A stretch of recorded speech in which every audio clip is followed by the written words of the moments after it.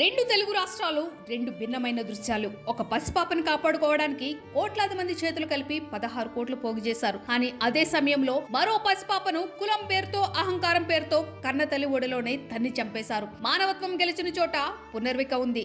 రాక్షసత్వం రాజమెల్లిన చోట నాగర్ కర్నూలు పసిబిడ్డ శవమై పడి ఉంది. పునర్విక శ్రీ కోసం తెలుగు జాతి మొత్తం ఏకమైంది. ₹1 నుంచి లక్షల వరకు దాతలు స్పందించారు. అసాధ్యమనుకున్న 16 కోట్లు సమకూర్చారు. ఇది మానవత్వం సాధించిన విజయం, మృత్యువుపై గెలిచిన ప్రేమ. కానీ నాగర్ కర్నూలు మల్లన్న జాతరలో జరిగింది చూస్తే రక్తం మరిగిపోతుంది. చాకల చంద్రకళ కుటుంబం దేవుడి దర్శనానికి వెళ్తే అగ్రకుల అహంకారం కాటు వేసింది. డబ్బులు అడిగితే ప్రశ్నించారని, తక్కువ జాతి వారిని, ఆ కుటుంబాన్ని పశువుల కన్నా హీనంగా కొట్టారు. 2 నెలల పసిపాపను చూడకుండా ఆ చిన్నారి మొహం మీద కాలుతో తన్నారు.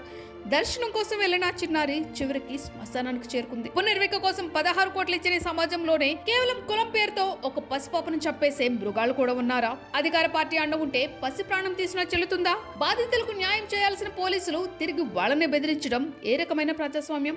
16 కోట్ల ఇంజెక్షన్ తెచ్చుకోగలం, కానీ మనుషులు చచ్చిపోయిన మానవత్వాన్ని ఎలా తెచ్చుకోగలం? పునర్విక కోలుకోవాలని కోరుకుందాం. అలాగే నాగర్ కర్నూలు పసిపాపను చంపిన రాక్షసులకు కఠిన శిక్ష పడే వరకు పోరాడదాం.